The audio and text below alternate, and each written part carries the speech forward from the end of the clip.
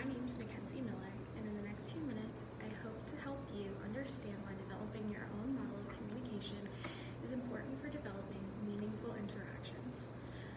This should matter to you because communication is the backbone of every interaction. And these communications exist in many forms, and these vary based on the context or relation you have with the person you're talking to.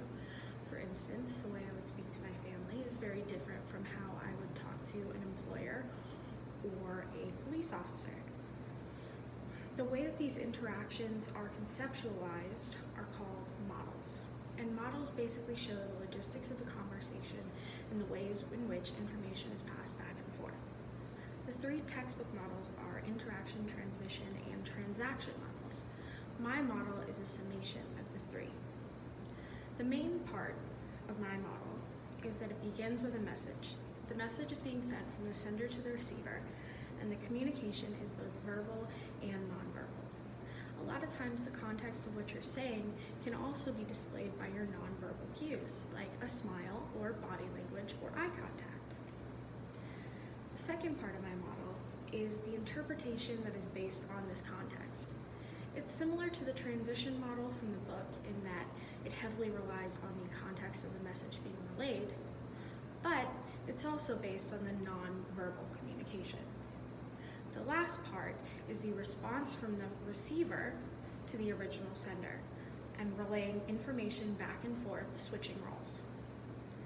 Now, in today's modern technology, face-to-face interactions are not the only kind of communication. There are other interfaces such as social media, phone calls, and written correspondences. The main part of my model is that there is a shared responsibility between the sender and receiver of information, and it takes into account context. By accounting for context, you have more clarity and better communication and comprehension of what you're trying to say. Each person will have their own model. For instance, I have a model where I take into account personal context. Some people may take into account response time or verbal cues. And it also depends on a person's own history of interactions. Everyone is unique. When you understand these communication models, you develop meaningful conversations and allow you to have a future approach to how you would like to focus on communicating with people.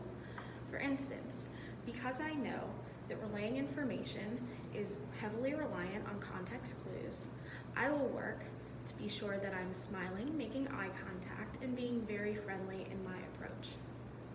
It's in these ways that you'll be able to have more substantial conversations. I'd like to thank you for taking the time to listen to me, and I hope that I will encourage you to develop your own model of communication.